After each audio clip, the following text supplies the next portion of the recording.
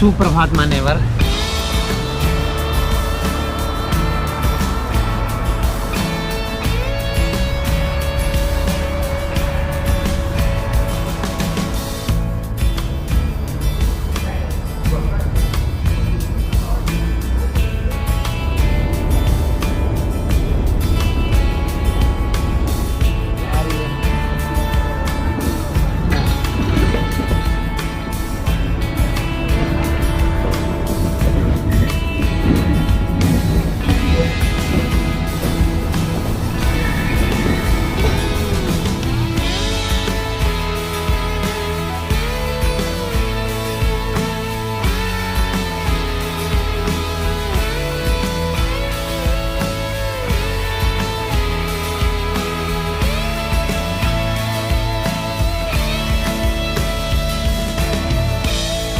दरअसल यहाँ पे एक वेजिटेबल मार्केट है छोटी सी।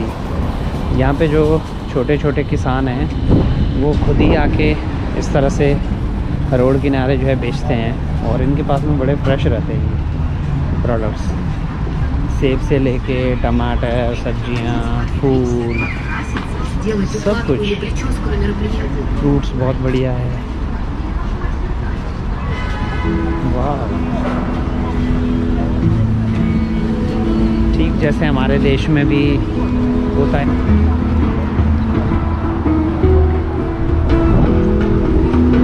मशरूम देखिए किस तरह के अलग अलग।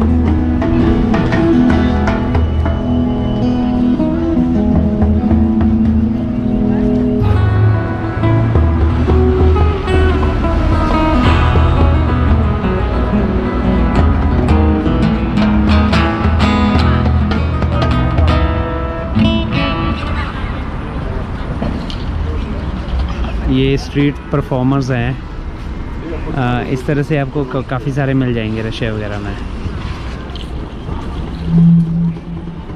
ये खुद ही बजाते हैं, और लेकिन इन लोगों के साथ, बेचारों के साथ कई बार क्या हो जाता है कि जैसे अपने यहाँ पे वो कमेटी वाले हैं ना, वो उठा के इनके ये सारा सामान डालते हैं गाड़ी में और इनको बजाने नहीं देते हैं।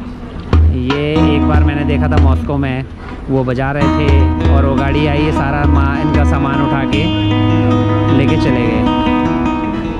फ़िलहाल मेट्रो में यहाँ का जो हिसाब किताब है वो पर मंथ है जी इतने का 3665, और ये एक्चुअल में है मेट्रो, ट्राम, बस, ट्रॉली बस सब के लिए 2700 रुपये सिर्फ मेट्रो का। इसमें लिमिट रहेगी 70 राइड्स की, और बस में है 1965 रूबल, और बस, ट्राम और ट्रॉली बस के हैं 2470 रूबल। तो यहाँ पे कोई ऐसा जो प्लान है ऑल ट्रांजिट, ये एक है यहाँ पे, लेकिन ये सिर्फ एक दिन के लिए कि 270 रूबल दो और आपको जितने भी ट्रांसपोर्ट हैं सब में फ्री है, यानी कि बस, ट्राम, ट्रॉली बस, सबवे सब। और एक है 3 दिन का 520 रूबल, ये 3 दिन के लिए वैलिड है। क्योंकि मेट्रो जो है सबसे बढ़िया और एक अच्छा तरीका होता है किसी भी शहर को घूमने का।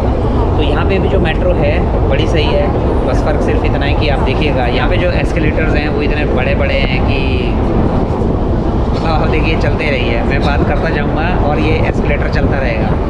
बहुत कम लोग जानते हैं कि ये वर्ल्ड वॉर 2 के टाइम पे ये जो मेट्रो स्टेशन इतने नीचे खोदे गए थे, ये खोदे गए थे सेफ्टी के लिए, यानी कि जो लोग हैं उनको बचाने के लिए कि अगर कभी किसी शहर में हादसा होता है, कहीं कोई अटैक होता है, या जैसे मान लीजिए क्योंकि परमाणु बम गिरता है तो लोग इतने नीचे जाके ज़मीन के नीचे रह सकें। तो आप देखेंगे कि ये इतने बड़े बड़े हैं, इसका कोई मतलब था नहीं, आज के टाइम पे इतना इसका कोई मतलब है नहीं। दिल्ली में भी आपने देखा होगा, या जो दूसरी मेट्रोज़ हैं इंडिया में, वहाँ पे भी अंडरग्राउंड मेट्रो स्टेशंस हैं, लेकिन इतने लंबे नहीं हैं। अब देखिए मैं कब से बोल रहा हूँ फिर भी ये आ नहीं रहा, और कई लोग इतने इम्पेशेंट होते हैं कि वो चलने लग जाते हैं इसके ऊपर से नीचे तक या नीचे से ऊपर तक। अब क्योंकि यहाँ पे एक सिस्टम है कि आपको खड़े रहना है राइट साइड में, और जिसको जल्दी जाना हो वो लेफ़्ट साइड से निकलेगा।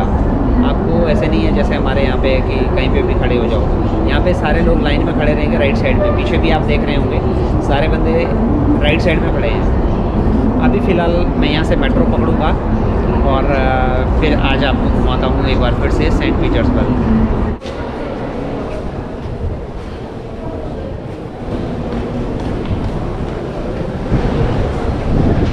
ये है दरअसल रेड लाइन, यहाँ से देव्यातकीनो, इसका स्टेशन का नाम है देव्यातकीनो।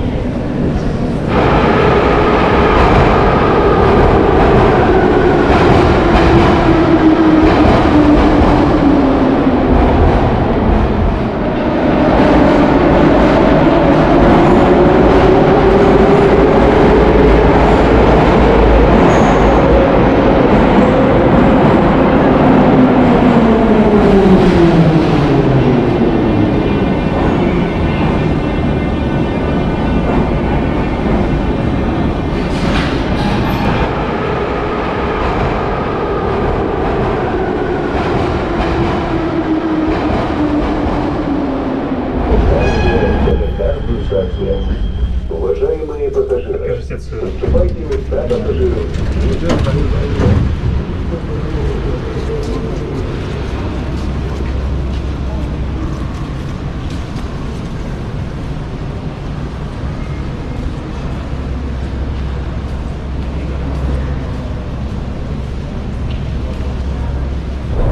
इस मेट्रो में एक चीज़ मुझे लगी है कि भाई अगर आपको ना 1 या 2 स्टेशन जाना है तो यहाँ पे एक तो 70 रूपये आपको देने पड़ेंगे, चाहे 1-2 स्टेशन जाओ चाहे लास्ट तक जाओ। दूसरी बात ये है कि अगर आपको सिर्फ 1-2 स्टेशन जाना है तो कम से कम 1 किलोमीटर आपको स्टेशन तक पहुँचने में जाना पड़ेगा। और अगर तो कहीं पे स्टेशन में जो यानी कि आप टर्मिनल चेंज करते हो, यानी कि एक ट्रेन जहाँ जा रही है इंटरसेक्शन है, वहाँ से दूसरी ट्रेन लेते हो, तो कई बार तो पूरा किलोमीटर जो है घूम घाम के आपको आना पड़ेगा। यानी कि एक इंटरसेक्शन पे एक ट्रेन से उतर के दूसरी ट्रेन में जाने के लिए आपको 1 किलोमीटर घूमना पड़ेगा। अभी जैसे मैं नीचे ट्रेन से निकला तो अभी लगभग मुझे 5 मिनट हो गए मैं चलते हुए, मेरे ख्याल से 4 या 5 मिनट हो गए मैं चलते हुए। अभी तक मैं गेट के बाहर नहीं आया, जबकि मुझे सीधे बाहर जाना है रोड पे। तो यानी कि बेहतर होगा कि स्टेशन के अंदर चलने से 70 रुपये देने से अच्छा है इक्का दुक्का हो, गूगल मैप लगाओ, ऐसे ही निकल जाओ घूमते हुए। ये सिर्फ आप यूज़ करना है जब आपको लंबी दूरी तय करनी हो, 5 किलोमीटर, 7 किलोमीटर, 10 किलोमीटर। 1-2 किलोमीटर के लिए नहीं है, क्योंकि 1 किलोमीटर तो वैसे ही आपको चलना पड़ेगा इसमें। देखिए अभी हम लोग बात कर रहे हैं, अभी भी ऊपर नहीं पहुंच रहा है ये जो एस्केलेटर है, इतना लंबा जिसका कोई हिसाब ही नहीं। मतलब इतना ही नीचे था, फिर इतना ही ऊपर है, फिर अंदर जो चलना है लगभग 1.25 किलोमीटर, 700 मीटर, 800 मीटर, वो अलग से। बहुत बड़े बड़े भाई, बहुत बड़े बड़े, कोई फ़ायदा नहीं होगा। तो बेस्ट है 1-2 किलोमीटर के लिए आप रोड पे चलिए, आपको सच में बड़ा अच्छा लगेगा।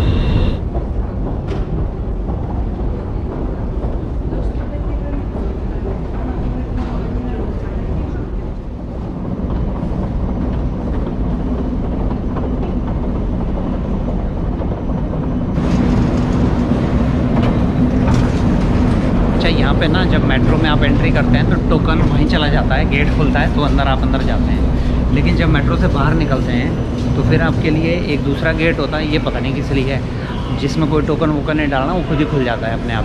यानी कि अंदर कोई भी गया हुआ है उसको बाहर तो खुलना ही है। तो फिर ये एग्जिट गेट है ही क्यों भाई, मेरी समझ में नहीं आया। ये शायद से इसलिए होगा ताकि यहाँ से कोई उल्टा अंदर ना चला जाए। वाह, ये कहाँ पहुँच गए भाई। तो भाई पहले तो उतारता हूँ ये जैकेट अपना। आज यहाँ पे धूप लगी हुई है तो जैकेट पहनने का कोई मतलब बनता नहीं है। मैं तो भाई पहनूंगा सिर्फ और सिर्फ टी-शर्ट, वो भी रशिया में। भाई साहब ये गाड़ी देखो टायर डाले बंदे ने नए। भाई साहब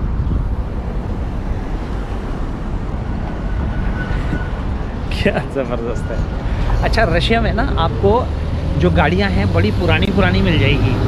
मतलब कई गाड़ियां मैंने देखी है जिनके निचला जो हिस्सा है वो गल गया है, जैसे झड़ जाना होता है रशिंग से, वैसा हो गया है, लेकिन फिर भी चल रही हैं। जैसे हमारे देश में कानून हो गया कि भाई 15 साल से ऊपर आप गाड़ी रख नहीं सकते हैं पेट्रोल की, 10 साल से डीजल की। तो रशिया में मुझे लगता है ऐसा कोई कानून है नहीं। यहाँ पे आपको बहुत पुरानी गाड़ियाँ, वो तो छोड़िए, जो ट्रक होते हैं वो सोवियत ज़माने के जो ट्रक हैं वो आज भी आपको देखने को मिलेंगे यहाँ पे। अब ये गाड़ी को देख लो, रोड पे चल रही है, बंदे ने नए टायर डाले हुए हैं। ऐसी गाड़ी में तो कोई टायर खर्चा क्यों करेगा।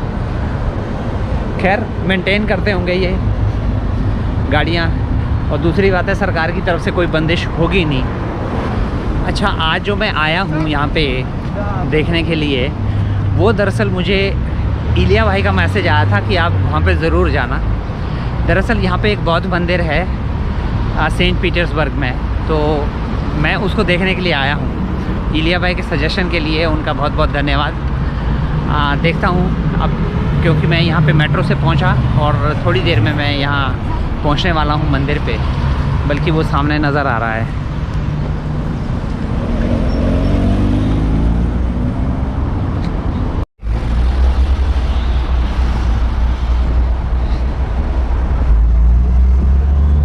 ये पहुँच गया जी बौद्ध मंदिर।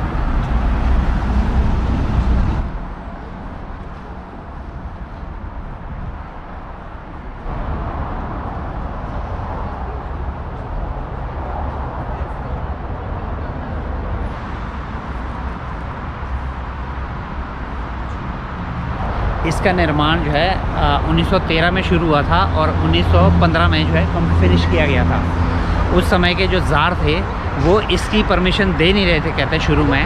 लगभग 1909 में जो है इसके परमिशन लेने की कोशिश की गई बनाने के लिए, लेकिन वो मिली नहीं और उसमें 4 साल लग गए। और 4 साल के बाद जब परमिशन मिली तो 2 साल के अंदर अंदर, यानी कि 1913 में बनना शुरू हुआ और 1915 में ये फिनिश हो गया। ठीक मुझे याद आता है मेरे गांव का एक रेस्ट हाउस जो अंग्रेज़ों ने 1913 में बनाया था जब ये बनना शुरू हुआ था, लेकिन इसकी हालत देखिए। और मेरे गांव का जो बेचारा रेस्ट हाउस है उसकी हालत ज़्यादा अच्छी है नहीं।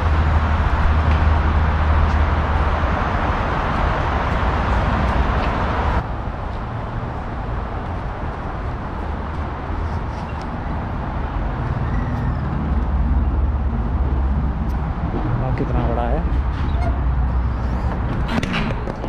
मंदिर में। अंदर वीडियोग्राफी की अनुमति नहीं थी, तो जिस वजह से मैं बाहर आ गया। अंदर से काफ़ी खूबसूरत बनाया हुआ है। वहाँ पे एक चीज़ बड़ी इंटरेस्टिंग ये थी कि वहाँ पे लोग पर्चियों पे अपनी विश लिख रहे थे और वहाँ पे एक स्पेस बना हुआ था जिसमें वो अपनी विश डाल रहे थे कि उनकी विश पूरी होती है, ऐसी कोई मान्यता है। और जो दलाई लामा जी हैं उनकी भी यहाँ पे अंदर फ़ोटो लगी हुई है, और 2-3 मूर्तियाँ थी जो बौद्ध धर्म से संबंधित थी। और बाकी जो मेन है वो सामने जो लॉर्ड बुद्धा हैं वो वहाँ पे बैठे हुए हैं, जैसे जिस मुद्रा में रहते हैं वो। तो फिर ये चीज़ें दिखाई गई हैं। और ये चीज़ मैंने देखी थी नेपाल में भी। बहुत सारे लोग क्या करते हैं, ये कैंडल्स, ये दिए इस तरह से जलाते हैं इन मंदिर के सामने। तो ये एक बहुत पुराना बौद्ध मंदिर है। अगर आपको ऐसे धर्मों में रुचि है, ऐसी चीज़ें जगह जाने की रुचि है, तो आप देख सकते हैं यहाँ पे। ये दरअसल यहाँ से ये मेन गेट है वहाँ पे।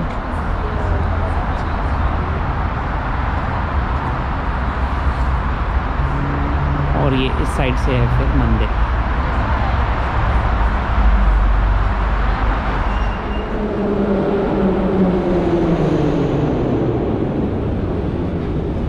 खाली सीट पे बैठेगा भाई, पूरी ट्रेन खाली है।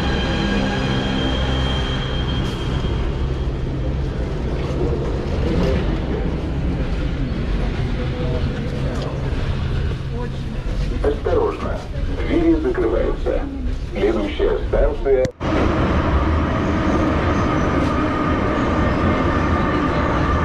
Поезд прибыл на конечную станцию Спасская. Переход на линию 2 и линию 5. За сохранностью своих вещей.